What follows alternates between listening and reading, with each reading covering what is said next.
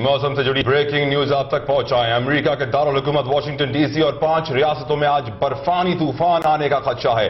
हुक्काम ने जमा देने वाली सर्दी और बर्फबारी के खतरात से अवाम को आगाह कर दिया है। वाशिंगटन और दीगर रियासतों में सरकारी दफातर बंद करके रेलवे सर्विस ही मुअत्तल कर दी गई है।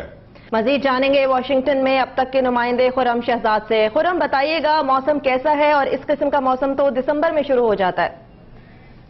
जी, इस वक्त यहाँ स्नो हो रही है। अमेरिका की 10 से ज्यादा रियासतों में इमरजेंसी नाफज कर दी गई है और इसमें शिद्दत 2 घंटे के बाद आएगी।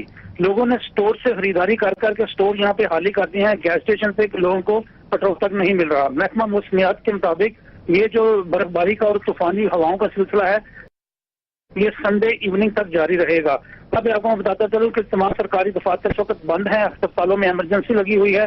खासतौर पे जो यूएस कोस्ट गार्ड है उनको सी के ऊपर तैनात कर दिया गया है। नेशनल गार्ड को यहाँ पे वर्जीनिया में आर्मी को यहाँ कर दिया गया है इमरजेंसी मुकामात पे। जी, अमेरिका के मौसम से आगाह करने के लिए खुर्रम बेहद शुक्रिया।